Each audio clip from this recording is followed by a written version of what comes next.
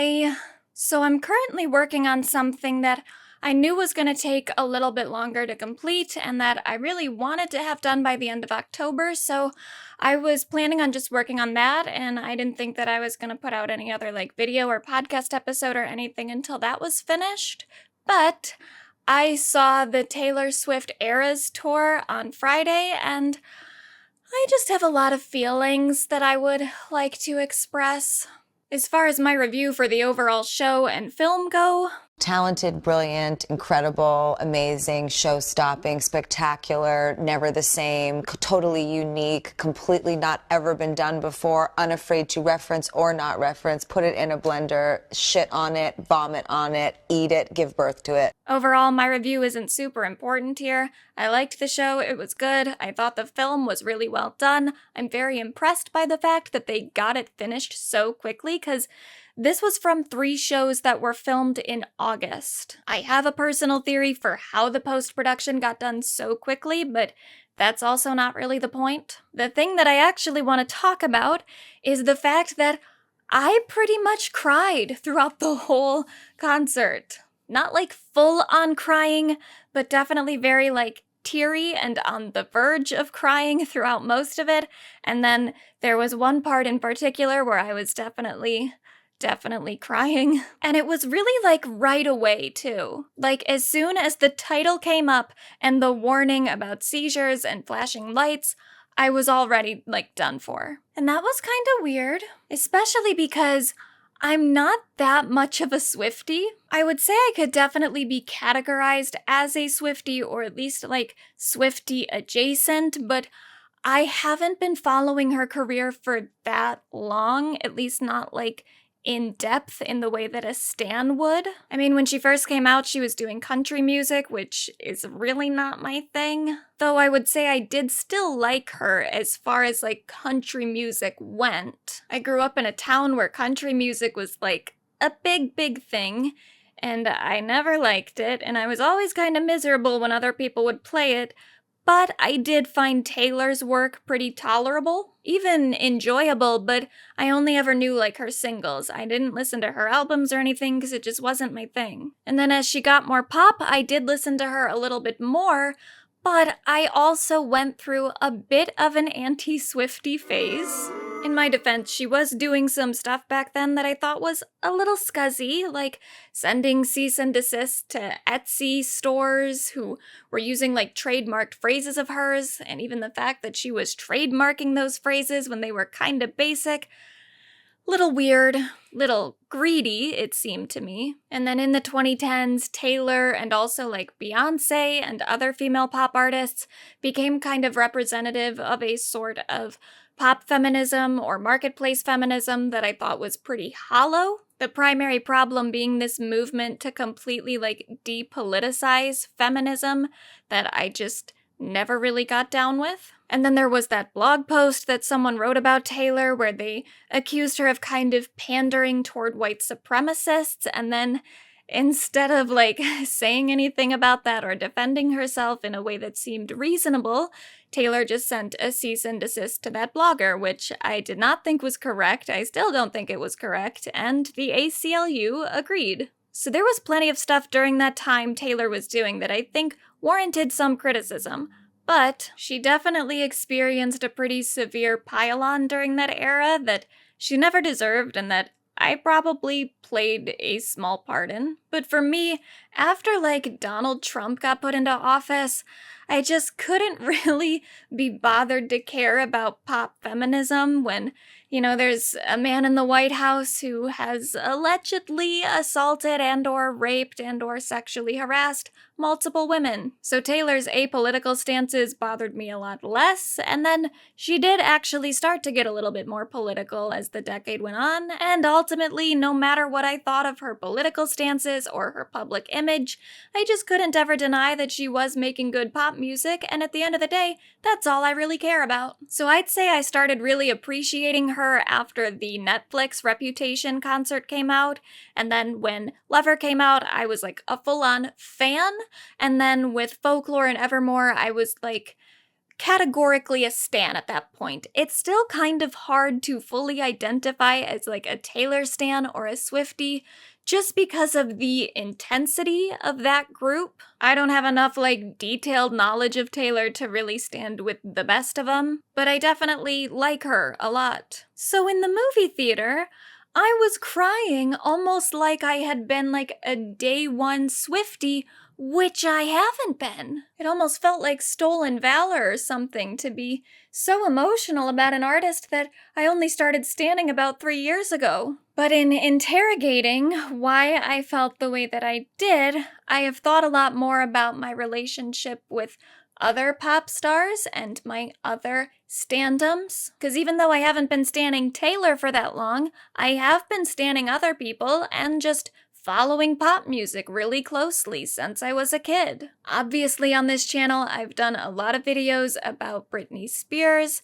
She was maybe like the first person that I stand-ish. She was the first pop star that I got exposed to and became really enamored with, but I got the Baby One More Time album when I was like 3 years old. I mean, maybe I was a little older when I actually got the album. I got it for Christmas at some point, but I was 3 when it was put out. So I was a very like small child during her like prime era. I always had a lot of respect for her as just a pop icon, but I didn't start like really looking into her career until like 2016 when Glory came out. I'd say the first person that I definitely stand was Hilary Duff because she was on Lizzie McGuire and I was the age appropriate for that. And then as I got older, her image kind of matured where it just kind of made sense for where I was at in my life. Like when the Dignity album came out, I thought it was so like cool and rebellious that she swore.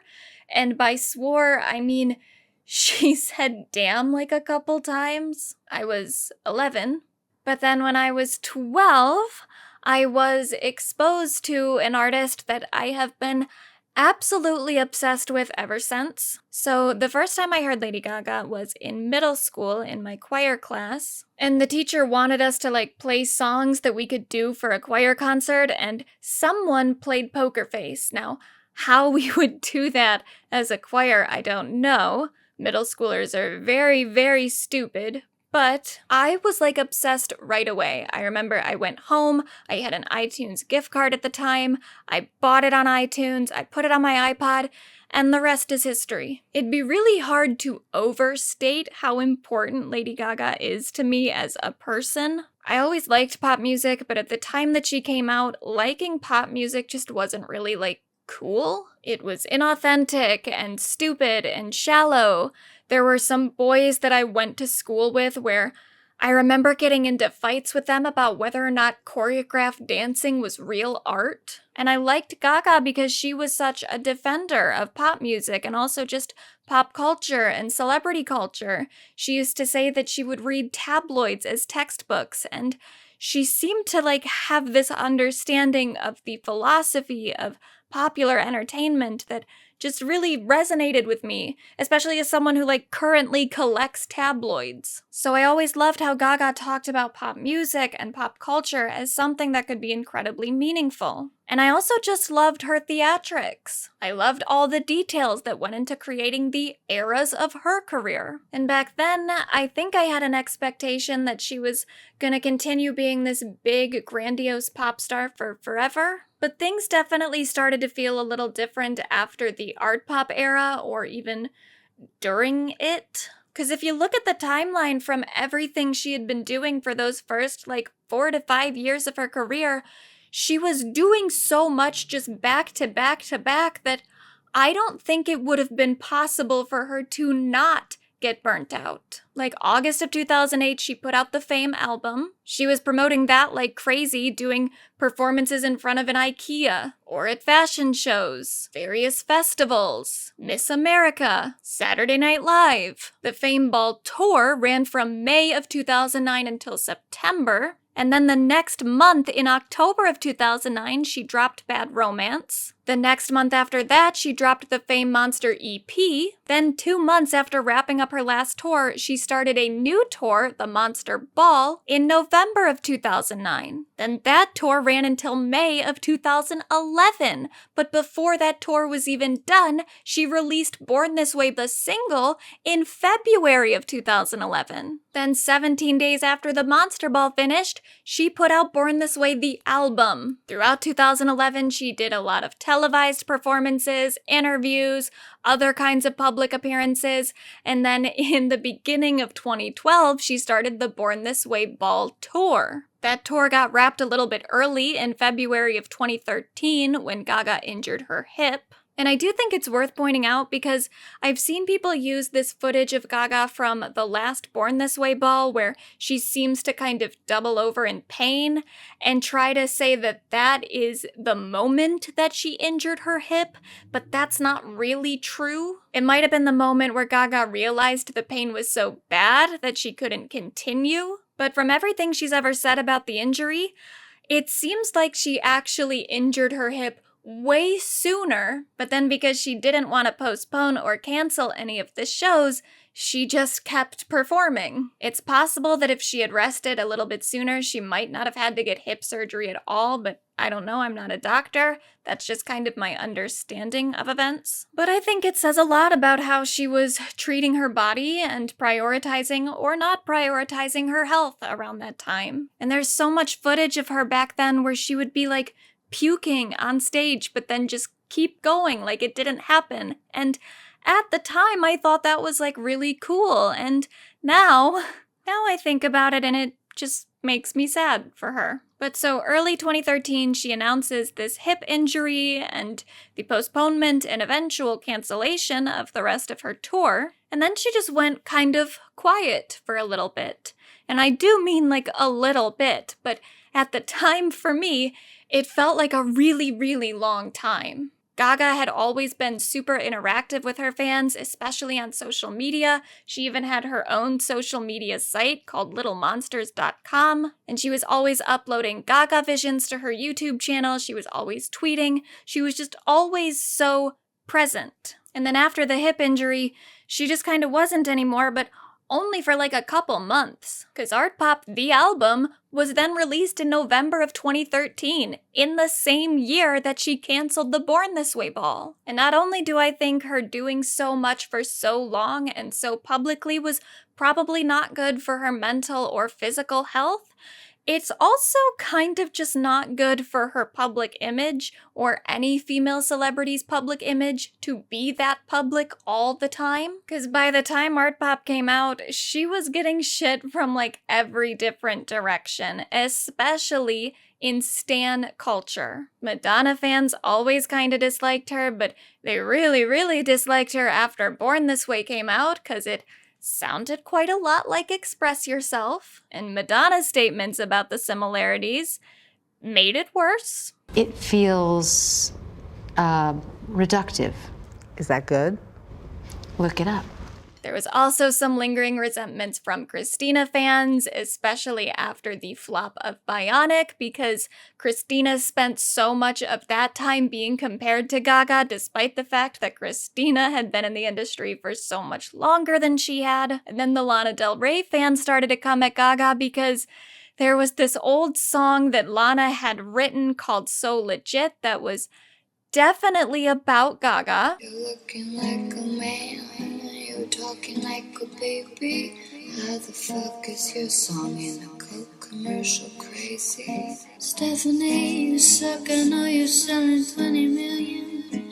Wish they could have seen you when we pulled you off in Williamsburg. What happened to Brooklyn? What happened to our scene, baby? Have we all gone gaga crazy?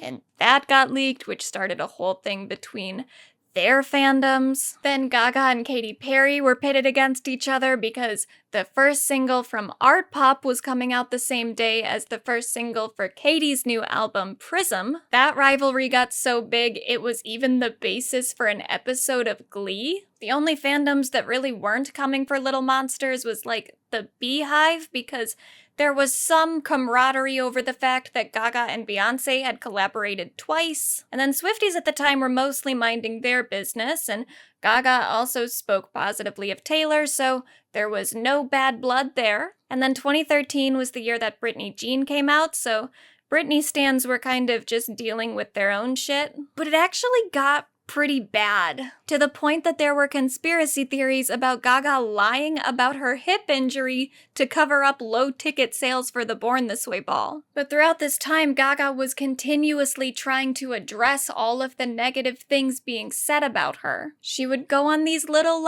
Twitter rants referencing the fact that people were calling her fat, or saying that she was a Madonna copy. One of the promo videos she put up on her YouTube channel for ARTPOP was called Lady Gaga is Over, and the video had all these text pop-ups that were just negative things people had said about her, like she's irrelevant, and ever since Born This Way, she's a flop. Then she started the 2013 VMAs with a booing track in her performance. So she was very, very much aware of the fact that a lot of the public was turning on her. And then it didn't get any better when ARTPOP the album came out and kind of undersold expectations, and also did worse with critics than any of her previous albums. And as much as Gaga's public image to that point was kind of built around her presentation as someone kind of eccentric and weird, it went way past any sort of theatrical eccentricities during this era and just got into a territory of genuinely strange. Sometimes in interviews she would speak in this accent that I'm pretty sure doesn't exist, regionally. Art requires a discipline. Art requires a talent. Art requires a passion and a desire to make a statement that is rooted in a revolution, an insatiable need to make a statement about something that you believe is a connection to something higher, a spiritual connection. So I would say that this ass is exactly that. It's an ass for you to buy. And that was still better than the times where she would just stop talking completely during interviews. There was really a void of vanity.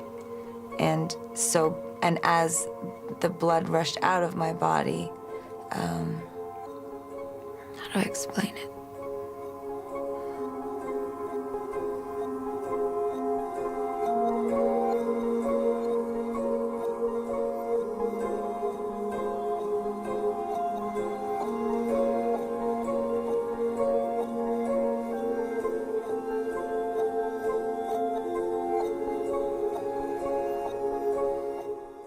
And outside of just public appearances, the whole album cycle just became a complete mess. She fired her management, I think either right before the album came out or right before the tour started. Either way, it was bad timing. And that relationship definitely didn't seem to end amicably. And at the beginning of the era, she put out this app, the ARTPOP app, that had a whole bunch of different features that were supposed to be released at some point. Some of them were even already on the app with a countdown to their premiere, but then when the countdown ran out, nothing happened. But all that is still pretty tame compared to the biggest controversy from the era. Trigger warning for this, I'm not going to go into explicit detail, but we've got to talk a little bit about sexual assault here. So a couple years ago, Gaga opened up about her early time in the industry and her experience being raped repeatedly at age 19 by a record producer. She said that PTSD led her to have a psychotic breakdown a few years after. I don't know when specifically this breakdown occurred, but I would guess probably around the ARTPOP era. The album is the first time where Gaga even references a sexual assault with her song Swine, so I think it's pretty likely that this is probably around the time that she first started to process what had happened to her. And unfortunately, there is another song on this album that also seems to reference a sexual assault. But she didn't say that at the time. Because when Do What You Want With My Body, featuring R. Kelly, first came out, Gaga was insistent that the song was actually about the media and its relationship with the artist. Actually, to explain the meaning of this song, just so that you understand, is that, the public can really, really scrutinize and harass the artist. And my point is that if you're going to harass the artist, this is the death of entertainment. It's the death of show business. So it is my way of stating my power, that you can't have my heart and you can't have my mind. So do what you want with my body. So that was the meaning behind it, just so you know. You're a clever girl. Gaga was met with a lot of criticism, not just over the song's lyrics, but also her choice in collaborators. Not even just R. Kelly, though that is bad enough, but also Terry Richardson, a photographer who Gaga had worked with a lot previously. And Terry worked with like every female celebrity at the time. If you were on Tumblr in the 2010s, you have almost certainly seen one of his photos. And if you've seen Miley Cyrus's 2013 video for Wrecking Ball, you've seen one of his videos. So there were a lot of people working with Terry in the 2010s, but there were also some allegations against him that were becoming increasingly public. And he was set to direct the Do What You Want video, which has never been released in full, but was filmed. TMZ, who can get their hands on seemingly anything, got a hold of the footage a little bit later, and it's not good. Gaga said the video got scrapped due to a mismanagement in time, but there are rumors that it actually got scrapped because she learned of the allegations against Terry. She's never addressed that directly, but she has addressed her collaboration with R. Kelly. After Surviving R. Kelly came out a few years later, she wrote on Twitter, "What I am hearing about the allegations against R. Kelly is absolutely horrifying and indefensible. As a victim of sexual assault myself, I made both the song and video at a dark time in my life. My intention was to create something defiant and provocative because I was angry and still hadn't processed the trauma that had occurred in my own life. The song is called Do What You Want With My Body. I think it's clear how explicitly twisted my thinking was at the time." She since removed Do What You Want featuring R. Kelly from streaming services and any future pressings of the album, but I find it really hard to believe that it took her that long to discover that R. Kelly was a predator. Maybe she didn't understand the full extent of his crimes at the time, but the allegations against R. Kelly were always kind of public. By the time Gaga was collaborating with him, he had already tried to marry a teenage Aaliyah, had been caught on video peeing on an underage girl, and had been discovered to have child pornography in his home. Maybe she didn't know all the details, but she definitely would have known that R. Kelly was like a bad guy. And with Terry Richardson, maybe she didn't know any specific allegations had been lobbied against him, but I think it would have been pretty obvious that he was kind of a creepy dude. Now, what I personally think happened during that time is I think that Do What You Want With My Body was somewhat of a defense mechanism for Gaga. If she could convince herself that the assault on her physical body didn't matter, that maybe she could overcome the trauma of being assaulted. In that way, I don't really think that the collaborations with R. Kelly and Terry Richardson were just coincidental. I think that somewhere in her mind, she decided that it would be empowering for her to sing those lyrics in front of industry predators. No matter the specifics, Gaga was clearly dealing with something at the time and seemed to be kind of spiraling. So after the art pop era ended, Gaga didn't really go away, but her public image transformed dramatically. The next album she did was Cheek to Cheek with Tony Bennett, which is just a full-on jazz album. And then she did this Sound of Music medley at the Oscars, which showed off her more like traditional talents as a vocalist. And then she came back with another pop album, technically, but this one was definitely quite a lot different and seemed to be courting a pretty different audience. And then she did the Super Bowl, which was so catered to middle America that even Republicans liked it. This is Lady Gaga. In the past, Gaga has shown up to events in eggs and even meat. She has an interesting sense of fashion, controversial lyrics, and affinity for shock and awe, and yes, she has political opinions. But on Super Bowl Sunday, America's game day, Lady Gaga chose to keep her political opinions and/or distaste for the president to herself. How about a round of applause, a hallelujah, and a thank you, Jesus? Then she started moving into acting, first with American Horror Story, and then with A Star is Born. A lot of the stuff Gaga was doing at the time was really well received, but a lot of that newfound success was kind of at the expense of her pop career. Especially with A Star is Born, which as a film has some very clear anti-pop sentiments. At times, it almost feels like it's straight up making fun of pop music, which is a little bit weird when one of its stars is someone who once wore glasses that said pop music will never be lowbrow. In her public appearances, Gaga started taking on this more like classic Hollywood image, all while drooling over Bradley Cooper, who is the kind of man that straight men think women think is hot. A very like Ryan Reynolds kind of appeal. And that's fine. If she really was hitting it off with Bradley Cooper, then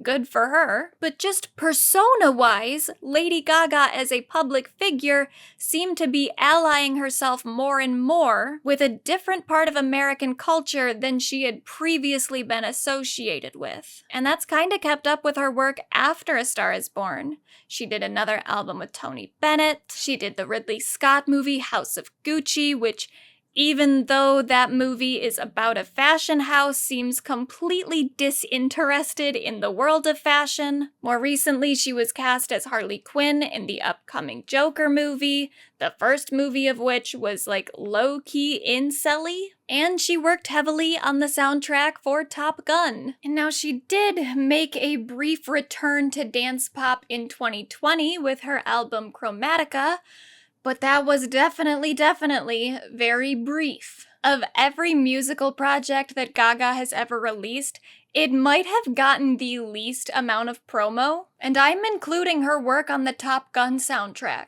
That might be a little bit of an exaggeration since she did eventually tour the album, but let it be noted that the final song on that tour set list is a song from the Top Gun soundtrack. Now you can try to blame the lack of promo for Chromatica on the pandemic, but Dua Lipa's album Future Nostalgia came out around the same time, and Dua did do a full album cycle promo campaign for it. There absolutely were ways for Gaga to make some sort of big album era for that time. She just chose not to do that. And that is absolutely her right. She is under no obligation to promote her music in any specific way. But her fans aren't obligated to like the direction her career is going in. It's absolutely fine to be disappointed that she doesn't seem to have an interest in being a pop star anymore. And most of my grievances are completely personal.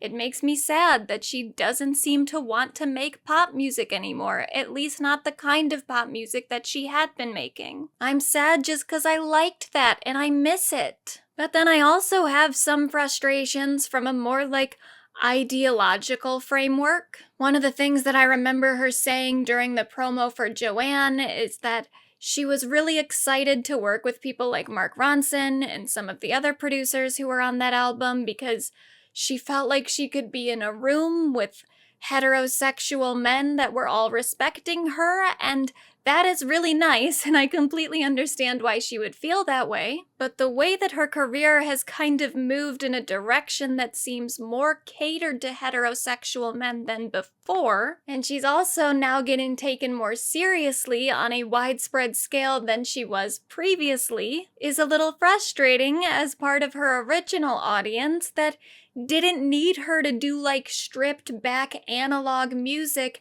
in order to take her seriously. And that's not really Gaga's fault, that's more of just like the culture, where people for some reason didn't recognize that she's an incredible vocalist until she did a Sound of Music medley, despite the fact that she's been singing with the same voice but just doing pop music for years prior. Where I get a little more frustrated with Gaga individually is in how she is and isn't interacting with her own fan base anymore. In the first years of her career, Gaga was always talking about how much she loved her fans and how everything she did was for them, to the point where she didn't even want to be seen in like normal clothing because that would mean that her fans would see her outside of like the theatrical Gaga. And I always thought that was super toxic to begin with, and that she shouldn't feel so much pressure to be this like big grand thing just for her fan base. But she still created this really like personal and deep connection with her fans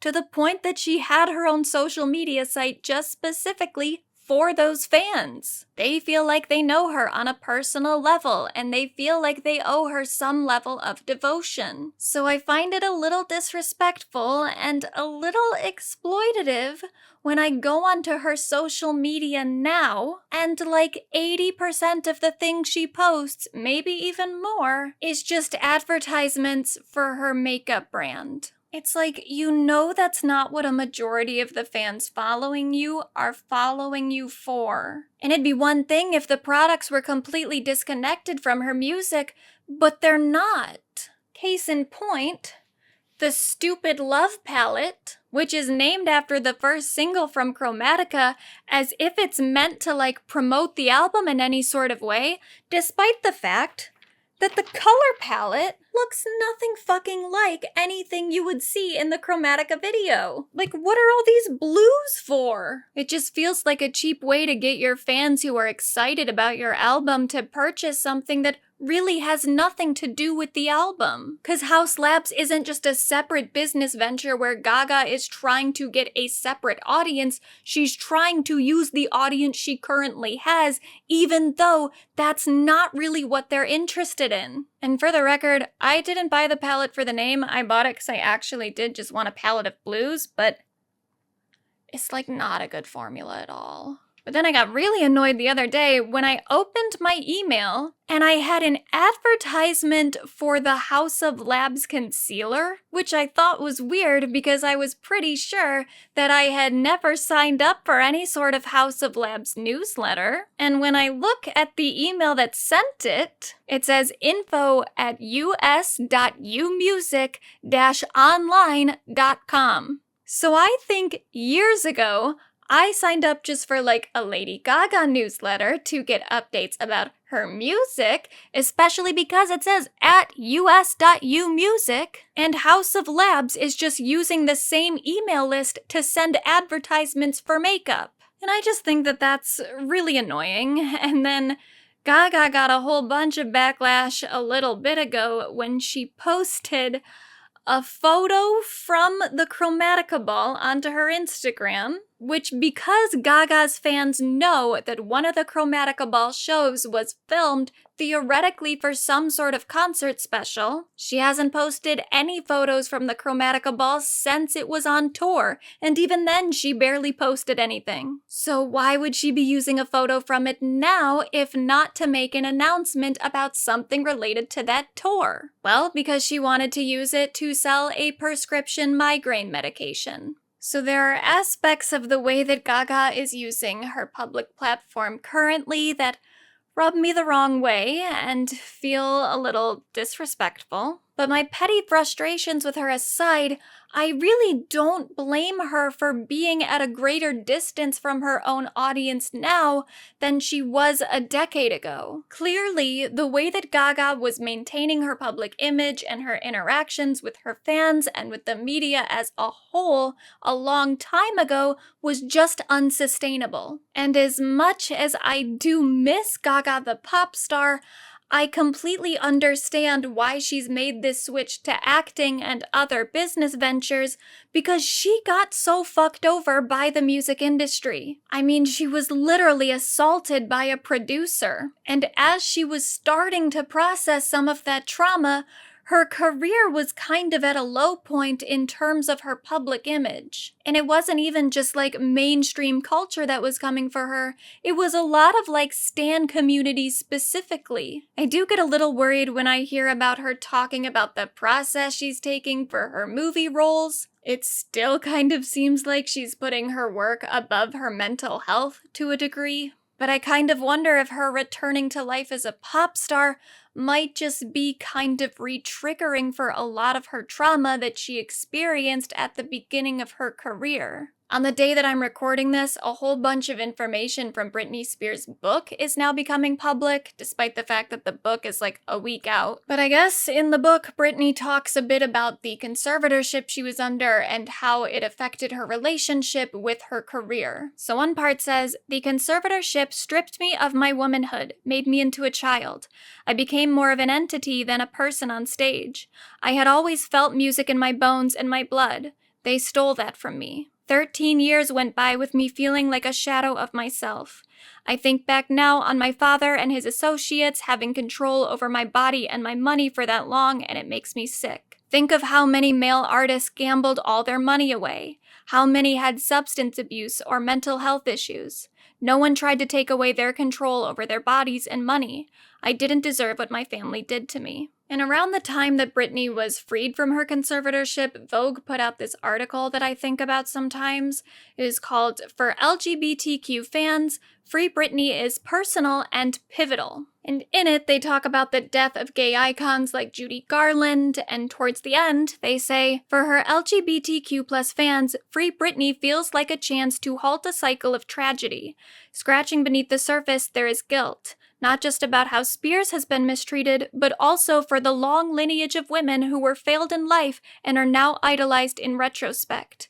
We can reject this narrative by rejecting the idea that the demise of queer icons, particularly women, is somehow inevitable." And I think a lot of people in the gay community and also the pop stan community are very aware of the fact that women get torn down so much in the media, sometimes even by the gay community and the pop stan community themselves. And even though a lot of us participate in it from time to time, ultimately, I do think those communities are mostly rooting for a lot of these women. As I've made a lot of content in the last year defending Amber Heard, I've realized that there does seem to be a lot of overlap with Amber Heard supporters and with pop stans. I think it's pretty telling that if you go onto Reddit, the two communities who I see defending Amber Heard the most is the Depth Delusion subreddit, which that makes sense because that's their whole subreddit, that's their thing. And then the Do Moi subreddit, because who's more qualified to recognize the media's unfair treatment toward a woman in the spotlight than the communities of people who are paying the most attention to celebrity culture? But it still seems like the best a lot of these maligned women are able to do because of the culture they're in is just escape extremely abusive situations with their lives, even if they or their lives are forever changed afterward. Britney was put into a conservatorship that abused and traumatized her to the point that she doesn't know if she's ever gonna perform again. Gaga broke her hip and now experiences chronic pain. And I don't think her relationship with pop music is ever gonna go back to what it was. And Amber Heard has been essentially blacklisted from the film industry and had to move to Spain to get away from harassment. So yes, these women have thus far managed to escape the tragic endings that have befallen the women before them, but it still seems like for a lot of women in the spotlight, your options are incredibly limited. You can be like Beyonce and only appear in public selectively so that you don't risk overexposure. You can be like Britney or Amber and narrowly escape an abusive situation with your life, and then best case scenario become so publicly humiliated that enough people feel bad for you, you become pity porn. Or you can be like Gaga, who has managed to rebuild her career and gain a new level of respect, but only really by disconnecting herself emotionally from her previous audience and pivoting toward a new public image and work that's a little less off-putting to heterosexual men. Taylor Swift might be the first woman I've ever seen go through some of the same trials and tribulations in the media that a lot of the women before her did, without having to reinvent herself to become even more successful than she ever was. Like a lot of pop stars before her, Taylor Swift and her dominantly female audience were not taken very seriously for a long time. She was written off for a while as just making music for dumb preteen girls. Now she's one of the most critically acclaimed songwriters of her generation, and she managed to do it while retaining an audience of dominantly young women. Midway through her career, she got sued for defamation after alleging a sexual assault, and then she countersued and won. In 2016, two of the most famous people in the world accused her of lying about a phone call, kickstarting the hashtag #TaylorSwiftIsOverParty and getting people to post a bunch of snake emojis on her social media accounts. So she started incorporating the snake imagery into her work, and years later has a better public reputation than either of the people that tried to expose her. Her label sold ownership of her catalog to someone that she hated without giving her enough notice to stop it. So she re-recorded all of her old albums and is now breaking records with the re-records. It is just really so nice to see